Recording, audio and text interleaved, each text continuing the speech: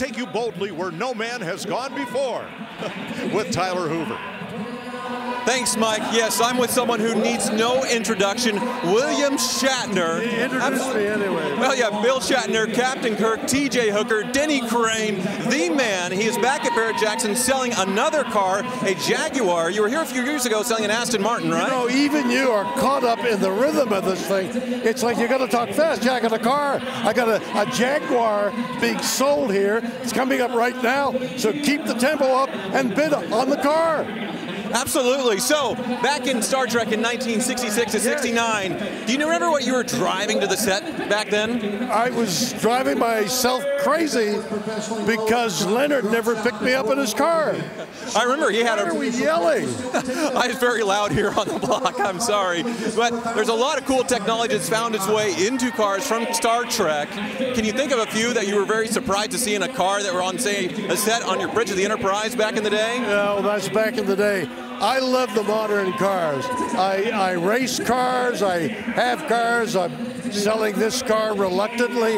I'm involved in the whole technology of how cars have been improving. Suspension, engines, smaller bore, more power, adjusting your suspension. I mean, everything about cars has been exponentially improved. Absolutely, and you're still a very busy man in your 90s. New show, new episode tonight. It's 7 seasons of The Unexplained tonight at 9 p.m., 8 Central on History. Wow, listen to you. And I gotta say, Bill, I have been and always shall be your fan. Live long and prosper. Crazy, man. And now, to continue the show, we have a car for sale here, and as soon as he's revived, he'll get in the car. Thank you very much for watching. Thank you, Bill. Let's have a look at this Lincoln. Wow. That's the highlight of the day right there. Captain. Hey, everybody. Well, the rhythm here is incredible. It's like a jazz concert. So here's my car, my beautiful Jaguar convertible, picked out the color, and I drove it home, and they said, let's go for a ride. And my wife gets in, and the dogs say, aren't you taking us? And that was the story behind the 8,000 miles only on this car. Every time I took it out, my buddies, the dogs, would say, aren't you taking us? And I would say, there's no room. And the car went back into the garage. So here's a beautiful, practically brand new Jaguar convertible. My baby. It's a 2016 Jaguar F-Type R. That's it. It's a 2016 Jaguar F-Type R convertible. And I have to point out, those dogs he was talking about, they're Doberman. We're not talking little tiny dogs. That's why they wouldn't fit in this car. Well, the Type R is all-wheel drive with the big V8. And let's see if the price on this can boldly go where no one's gone before. Yeah, 550 horsepower on these. And Bill was actually here selling a car previously at Barrett-Jackson. It was an Aston Martin DB7 V12. And this has way more power with less cylinders. He did tell me that he regrets selling the Aston Martin because he loved it so much, had that back seat. But this was the upgrade that he had for many years. All right, Trekkie, are you bidding on this one?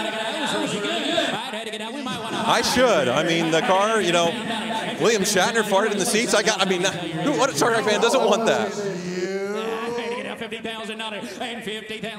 It's always interesting to see what celebrity provenance does to a car. Sometimes I don't think it does an awful lot, but to be honest with you, William Shatner just exceeds everybody's concept of a celebrity. You know, Captain Kirk, the role, and then to actually become an astronaut, to go out and touch space.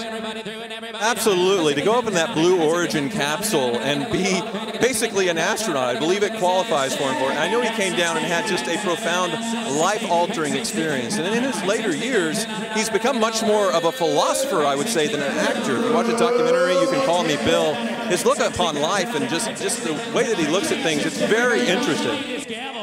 No, well, you use it on my head. Yeah, I will, maybe. I'd had to get down 60 and 60,000 down, to get down 60,000 down, to get out here. I'd had to get $56,000 out here. Less than 57,000 if you want it. And here, come bang the gavel. Right here. Come here, right over here. I'd had to get down 60. I'd had to get down 56 and 777 and a half.